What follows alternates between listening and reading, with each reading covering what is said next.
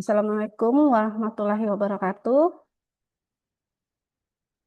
Teman-teman mahasiswa, selamat siang. Kita jumpa lagi dengan saya.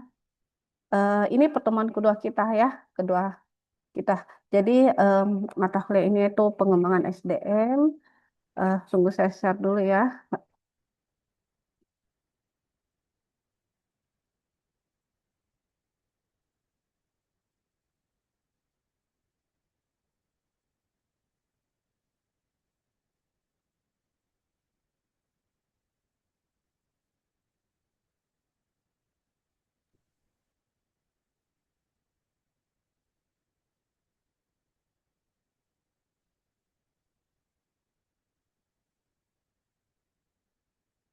Ya, nampak ya di layar. Iya, Bu. Oke.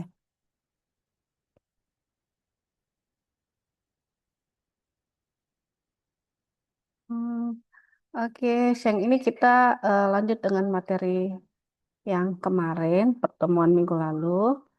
Mengenai studi kasus ya, mata kuliah pengembangan SDM.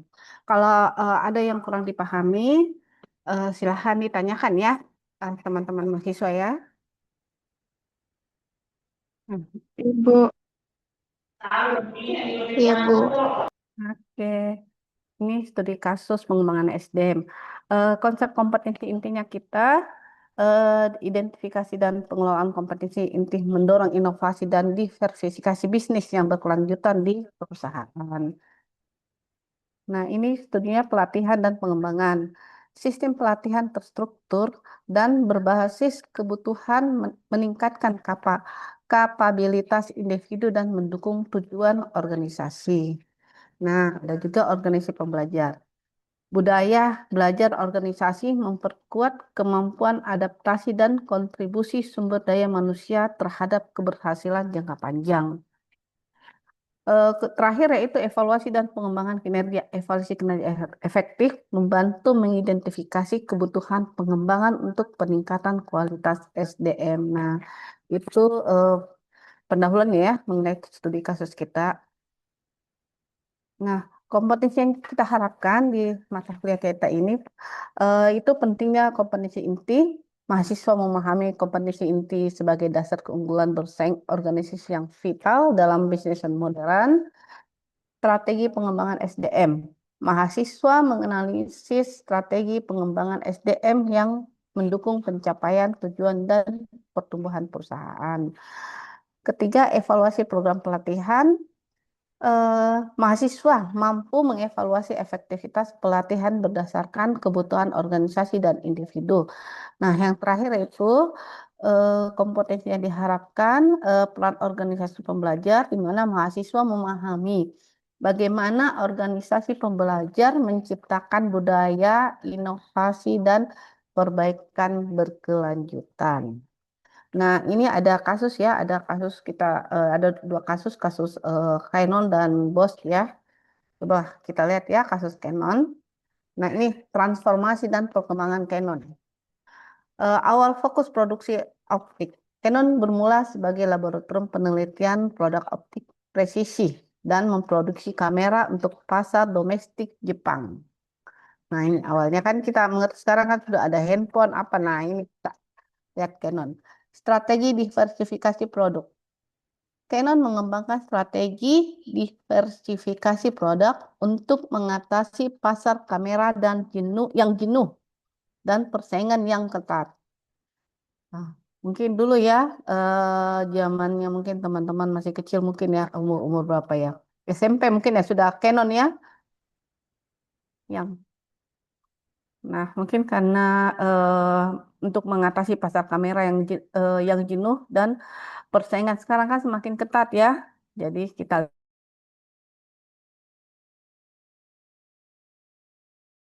pembentukan tim task force. Task Force X ini bertugas melakukan rekayasa ulang, penelitian, dan pengembangan produk baru untuk memperluas portofolio bisnis. Jadi kalau tidak ada gebrakan barunya, jadi akan ketinggalan. Nah, ini inovasi dan pengembangan SDM. Keberhasilan transformasi Canon didukung oleh inovasi berkelanjutan dan pengembangan sumber daya manusia yang adaptif.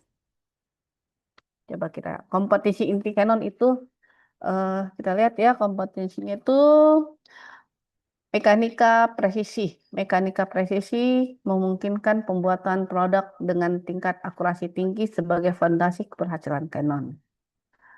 Teknologi optik presisi. Teknologi optik presisi mendasari pengembangan kamera, lensa, dan sistem pencitraan berkualitas tinggi. Mikroelektronika. Mikroelektronika itu mendukung teknologi digital dan integrasi perangkat elektronik modern di berbagai produk. Kemudian pengembangan produk dan inovasi. Pengelolaan kompetisi inti mendorong inovasi berkelanjutan dan pengembangan 8 bidang produk utama Canon.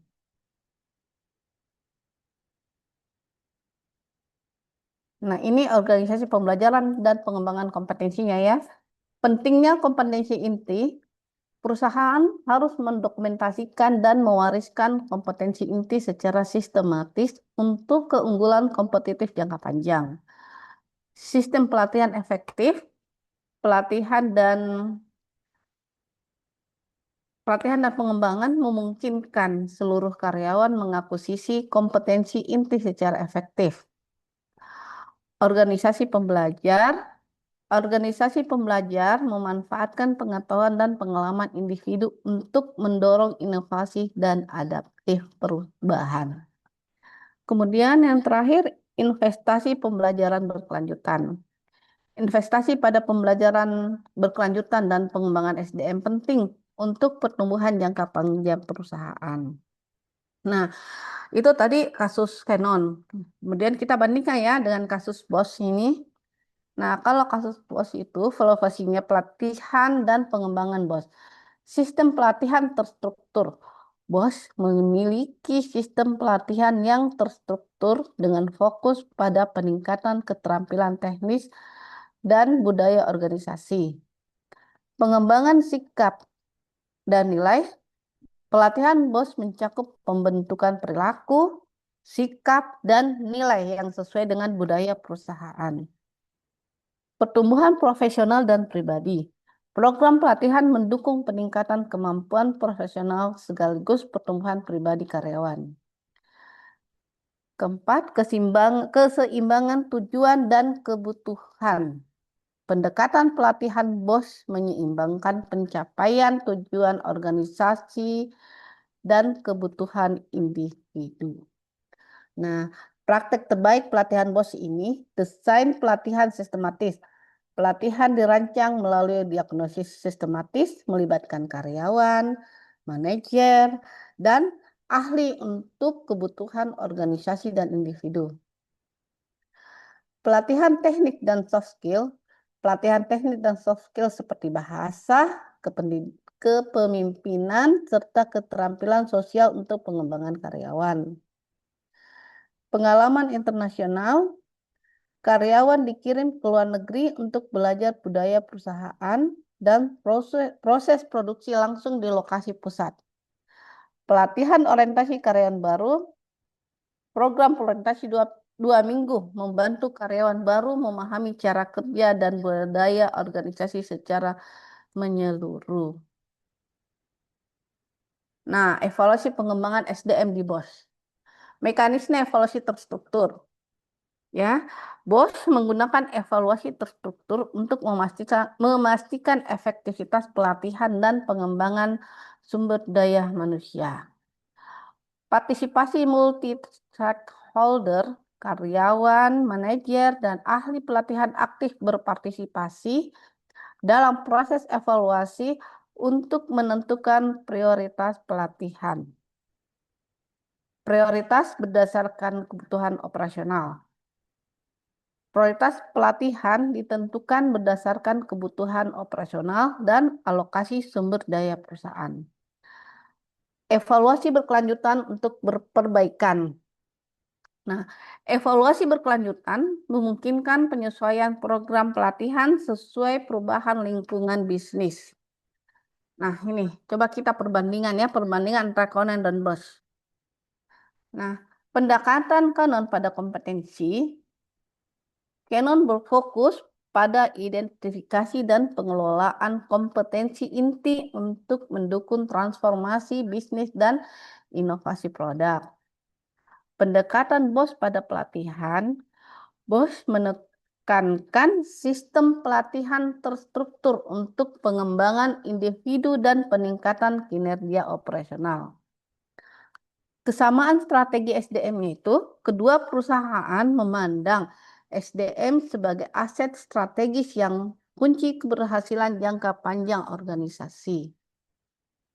Integrasi strategi bisnis dan SDM, keberhasilan organisasi tergantung pada pengembangan kompetensi organisasi dan kemampuan individu secara berkelanjutan. Nah, mungkin ada yang mau simpulkan dengan pembahasan kita?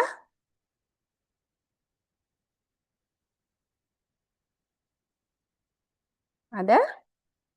Oke, ini ya pembahasan kita kesimpulannya ini manajemen kompetensi inti, mengelola kompetensi inti menjadi dasar transformasi bisnis dan inovasi produk yang berkelanjutan. Kemudian pelatihan sistematis, pelatihan yang direncanakan dengan baik meningkatkan kemampuan karyawan dan memperkuat budaya perusahaan.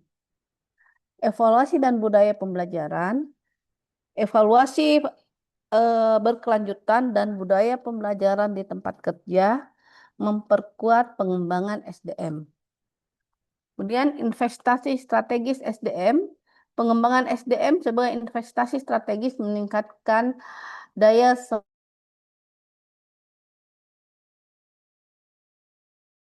organisasi.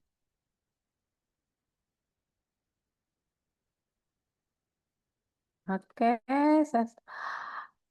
teman-teman mahasiswa ada yang mau ditanyakan atau ada mau komentar mengenai perusahaan Canon mungkin atau Bos?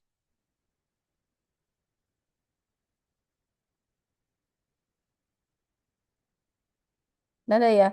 Jadi sebegitu pentingnya ya untuk mengembangkan sumber daya manusia, pengembangan SDM. Tanpa mengembangkan, jadi kita membutuhkan pelatihan, mungkin kemajuan di perusahaan manapun, pengembangan SDM itu diperlukan untuk meningkatkan selain diri sendiri, perusahaan, karena kalau misalnya perusahaan Canon tidak ada inovasi barunya lagi, pengembangan SDM-nya itu saja kan nanti pasarnya akan lesu. Mana lagi untuk saat ini pasar pasar untuk pemasaran kan sendiri tahu kan, dunia Canon sekarang kan dari dulu itu kita kenal dengan Canon kamera, yang Canon itu ya, karena kan sudah banyak. Jadi persaingan pasar itu semakin ketat. Jadi teman-teman mahasiswa tidak ada yang ditanyakan?